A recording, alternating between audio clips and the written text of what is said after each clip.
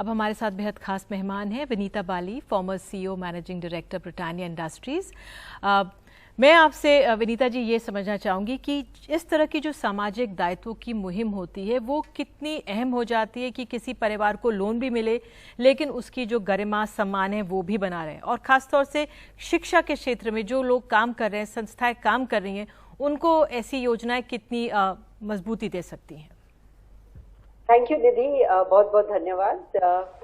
जो आपने प्रश्न पूछा है वो बहुत अहमियत रखता है, क्योंकि इस समय जो चैलेंज है भारत का वो ये है कि पहले तो जो स्टूडेंट स्कूल में हैं उनके लिए, उनके परिवार के लिए बहुत कठिनाई की बात है कि इस आर्थिक स्थिति में वो स्टूडेंट्स को स्कूल में नहीं रख सकते। और खास करके जैसे आपने कहा, गर्ल स्टूडेंट्स, बहुत सी हैं गर्ल स्टूडेंट्स जिनको स्कूल छोड़ना पड़ रहा है क्योंकि उनके पेरेंट्स अफोर्ड नहीं कर सकते। तो आपने और भी एक बात कही, जो उनकी डिग्निटी है, जो उनका सम्मान है, कैसे रिस्पेक्टफुली उनकी मदद की जाए। क्योंकि जो मेरे एक्सपीरियंस में जो मैंने एक्सपीरियंस किया है वो ये है कि जो ये पेरेंट्स हैं, they want dignity, they want as much respect as any of us. तो उनके लिए अगर हम ये सहूलियत कर दें कि उनको इंटरेस्ट फ्री लोन दिया जा रहा है, या जैसे डॉक्टर यूनुस ने कहा और भी अगर कोई जो प्रोग्राम्स हैं, उनके लिए ये इतनी मदद की बात होगी और उनके परिवार के लिए ये इतनी बड़ी बात होगी कि वो अपने बेटे बेटियों को स्कूल में रख सकते हैं। जी। So Vinita Bali, social investing is also sustainable, isn't it? That's the key point. It's a sustainable way of making a difference to society. But coming back to education again, that focus. When families face terrible hardships, we've seen from the recent experience that it's the education of the girls in the family that is sacrificed first. In the long run, isn't that the most damaging to our society? Because educating girls has such a positive effect on our environment, on the environment. We see women much more active in politics, in everyday life. We've seen a change in India. So educating the girl child is probably the most important factor that will cause the biggest change in our society, right? Dr. Roy, I couldn't agree with you more. I think education of boys and girls, and especially girls, is so critical for the future India that we want to create. And let me give you a specific example so it's not just conceptual.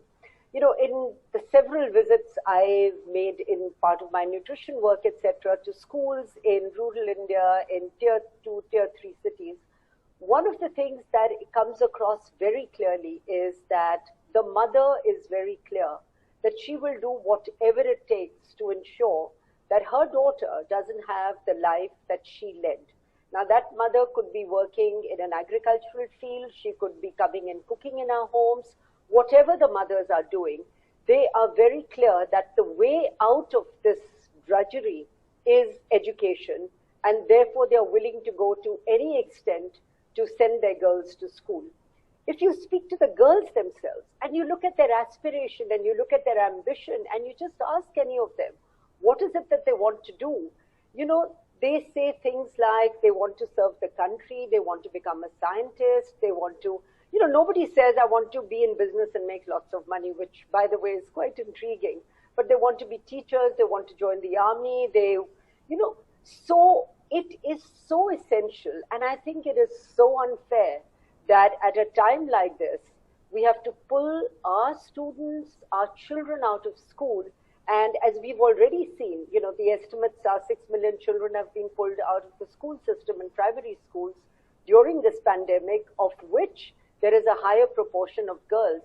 And therefore, initiatives like this one become so critical and so important. Yep. And therefore, people like us have to participate to make sure that the future of this country and the aspirations of our children are met. Ma'am, so many small businesses have been destroyed, families have been hit by financial setbacks. The other benefit of social investment and interest-free loans is that it asks nothing of them in return, and so it removes all potentially, exploitative situations. Tell us about that, how that's a key part of making this work. I think that's a very important part of making this work. We should not assume, and I've got first-hand experience on this, that, the poor are waiting for our charity. They are not. They are waiting for our support. They are waiting for our help. They have dignity. They have respect. And they are willing to work hard. Nobody wants to sit at home and live on charity. They want jobs. I think part of what we can also do is to give them that confidence, to give them that comfort, that at this difficult time, they don't have to sacrifice the education of their children. And through these loans and through this, this whole concept of social impact investing, or whatever name we want to give to it, it is one way of keeping their dignity intact, of making sure that their children are not deprived of an education just because we're going through this hardship. And this is also a time for the rest of us to come forward and say, this is our India, this is our future, and if we don't invest in it now, what is the kind of India we're going to end up creating? Sure. I think that's so important to remember. What is the kind of India that we really want? Vinita Bali, thank you so much for joining us. It's always wonderful speaking to you. You've, of course, also chaired the Governing Council of Welham's Girls' School, so your connect with education is immediate. And it gives you a real understanding of the crisis that we are in presently. Thanks once again, ma'am, for being with us this evening. Thank you.